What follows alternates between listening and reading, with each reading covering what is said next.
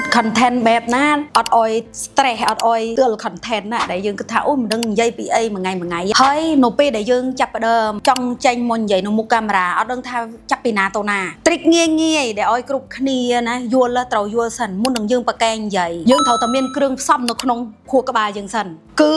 យើងត្រូវតែធ្វើជាអ្នក input ដ៏ល្អបំផុត input ហើយ output ទៀតអញ្ចឹងវិធីពីមុនយើង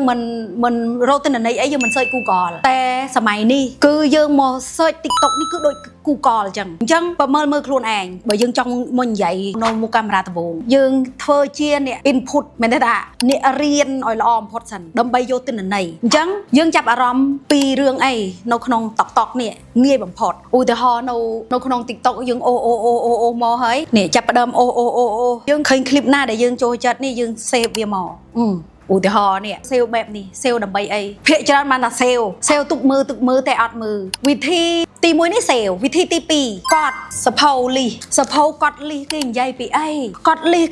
ត្រូវចាំគេនិយាយពីអីយើងយកទិន្នន័យនៃគេនិយាយនេះបំលែងឲ្យត្រូវនឹងចរិតលក្ខណៈសម្ដីការនិយាយរបស់ខ្លួនឯងមិនមែនបែបអានណាក៏មកថតនេះធ្វើ step បែបនេះហើយក៏អាត់កាមេរ៉ាមកនេះគឺជាវិធីវឹកអ្នកទាំងអស់គ្នាត្រូវដឹងណាការនិយាយនៅមុខកាមេរ៉ាគឺជាជំនាញគឺជា skill ដែលយើងត្រូវវឹកអញ្ចឹងណាអ្នកចាប់ផ្ដើមនិយាយដំបូងនេះវិធីសំខាន់អ្នកទាំងអស់គ្នាត្រូវតែរៀនសិន search កត់ត្រាហើយយកមក adapt ប្រើជារបស់ខ្លួនឯងអញ្ចឹងគឺថា clip នេះណាសម្រាប់តែគ្រប់គ្នាដៃថ្មីដែលចង់និយាយហើយឬក៏មិនដៃថ្មីក៏ដោយដែលយើងគិតថាអូយមិនដឹងទៅចាប់ពីណានិយាយទៅណាណាយក technique នេះទៅប្រើឲ្យកុំភ្លេចបានផលយ៉ាងណា comment មកប្រាប់ខូចផង I love you ជួបគ្នានៅ clip ក្រោយ